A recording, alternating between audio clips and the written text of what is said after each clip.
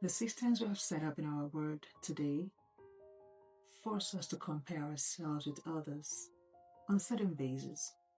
For example, when you write your exam or your test, the teacher would grade you against others and award you a grade based on performance. It's relative to others.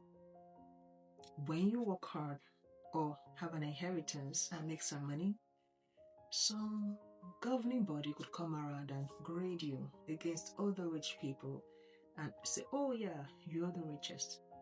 So naturally, we live in a world that allows us to have comparisons. And comparisons sometimes benchmarks us. So we say we have age mates, we have classmates, we have birthday mate. But in the real sense of it, we do not have mates because we are unique. When we compare ourselves to others, mediocrity could set in. Hi, you're welcome once again. My name is Mope. If you're new here, I'm glad to have you. And if you're returning, welcome again. The last chart we closed the chart with establishing how mediocrity is not contentment. And that's the topic for today. What exactly is mediocrity? I find mediocrity quite fascinating because in a world where we like to coddle our emotions, we really accommodate mediocrity. We entertain it and justify why what we're doing or why our limitations are the best we could ever be. We even give it fanciful names like simple life, humility. Whereas humility by its nature doesn't draw attention to itself. So if you find yourself awarding yourself for the low quality of life or expressions you're living as humility, maybe you might want to rethink it. Again, I'm going to have to draw from one of the parables of Jesus to examine what mediocrity could express itself as. I don't know if this is the most popular parable that Jesus gave, but it's the parable of the talents. When I was in children's church, we would focus on the one guy who buried his one talent, and the exhortation would be to not bury your tag.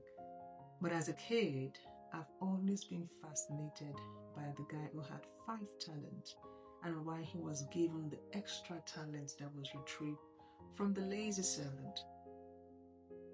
And lately I've been thinking maybe he has capacity for more. Because let's do some math here.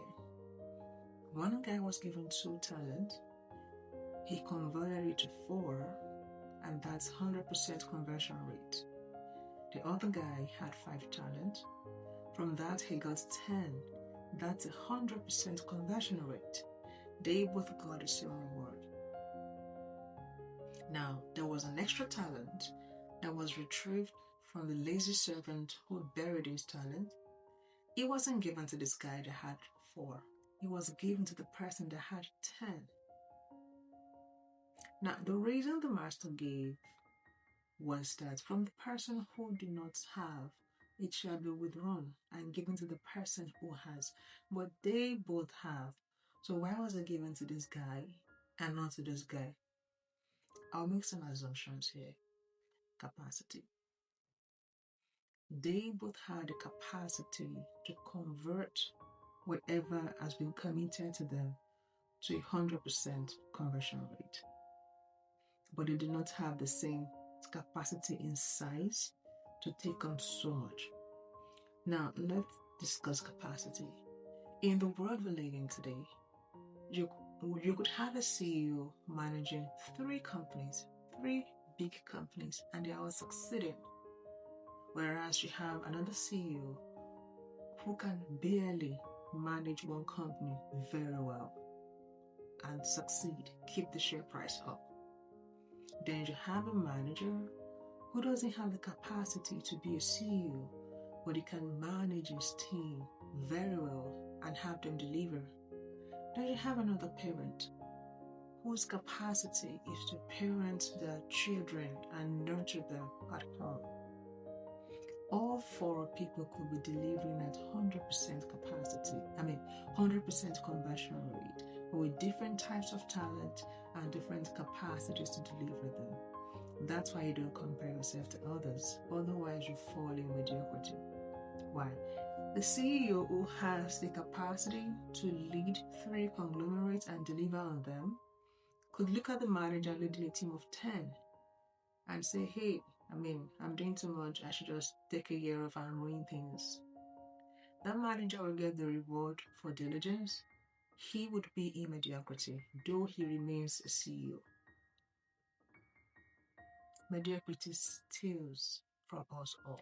It does not only steal from the mediocre person, we are going to pay the price for it. Just imagine if the person who invented electricity and the people who invented its distribution were slothful people. If they were content with underperforming, just imagine that world, living in winter without warmth. You have to go out to cook your meals with firewood in freezing cold. I don't want to imagine the world because this communication will not even exist. I will probably be one of the early mortality rate in such kind of world. Look at the blessings we all enjoy because they worked at their talent, which wasn't easy. Discovering things that transform lives don't just come by wishful thinking or by one attempt. Sometimes it requires 99 failures and a success the 100th time. Now, where did the comparison I started with fit into this? I can imagine the emotions of the guy that had 2 talents and converted to 4. At the point where they were given the talent, the guy that had 1 talent was probably just upset and buried it because this is not worth my time. I'm better than this. But the guy that had 2 talent appears to be a diligent person. What if he was upset when he compared himself to this guy that had 5 talent and got upset that he wasn't given 5 talents and he underperformed? Maybe he produced 1.5 talents and he had 3.5 at the end of the day. What if? Now, let's see what happens if this guy that had 5 talents had compared himself to this guy. So let's say Mr. 2 talent who worked hard and got 4 talent. In absolute terms, he has 4. And Mr.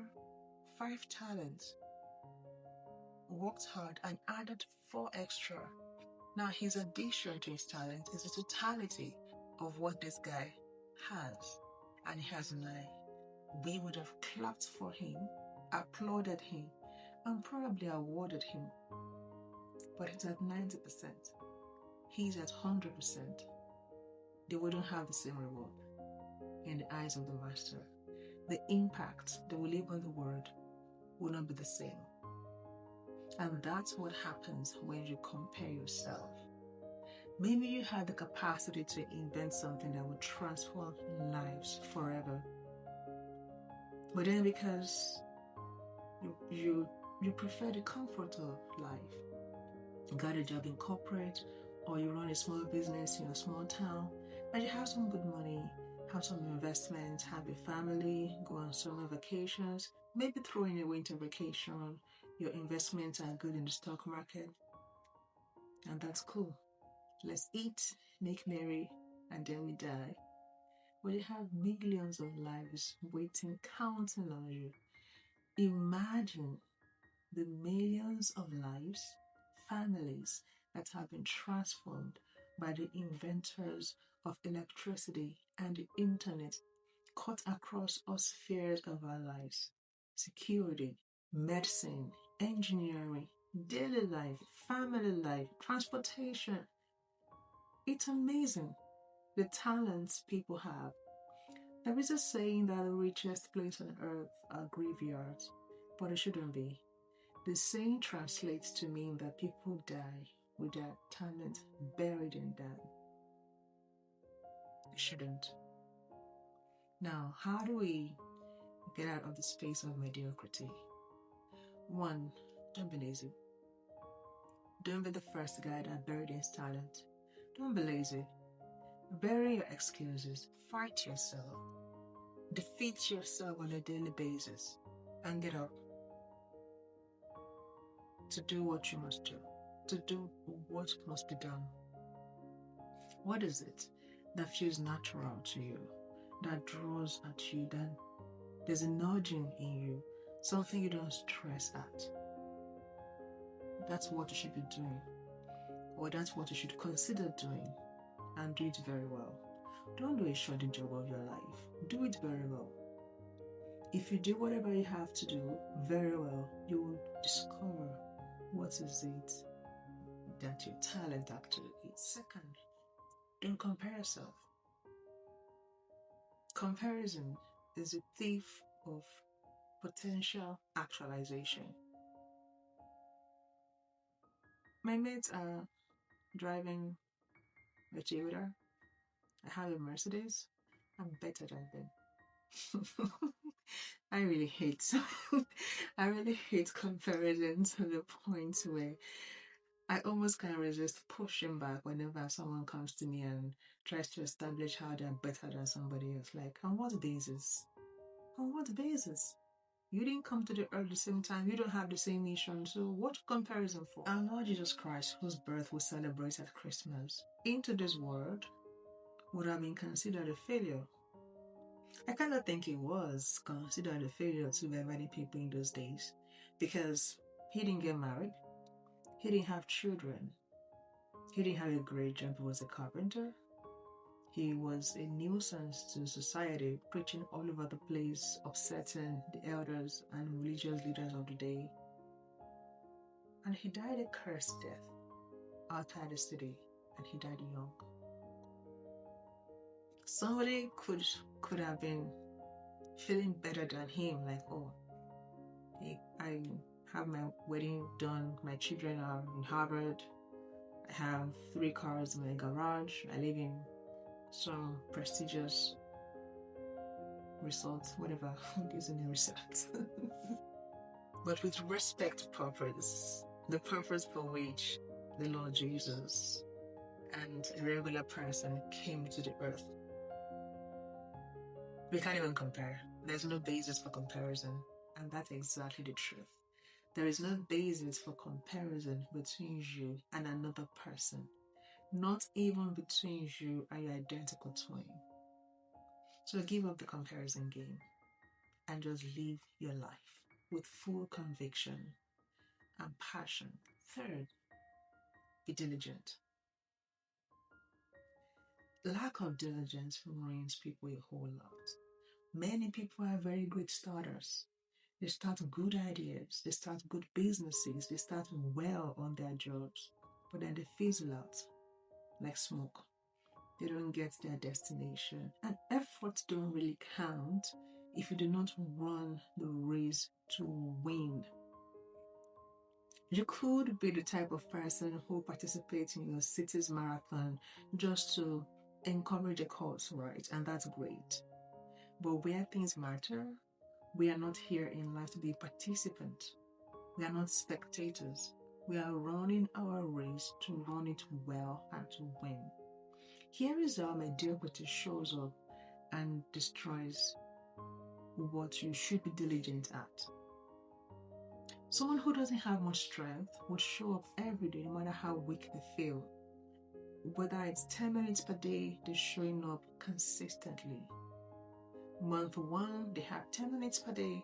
Month 2, they built some stamina. Now they're doing 15 minutes per day. In a year, they cannot recognize the person that began on day 1. But here's where the lack of diligence shows up. You have no issues with having strength or capacity, you are just not diligent. So you don't show up for 6 days, you show up on the 7th day. So you have flat in your graph, then you spike on one day, you go back to flat, no motivation, you spike on another day. When the month is over, you've only shown up 4 times. That's not enough to achieve anything. You require consistency in life to overcome mediocrity. Show up however you can, whether you're crawling. That's how opportunities and time align together for you to actualize what you ought to achieve. And I'm rooting greatly for you. The way you shun laziness and when you stop comparing yourselves to others and you show up diligently, you'll be surprised at what you become and who you become. Exactly who you are is who you become. See you next year. Merry Christmas and Happy New Year.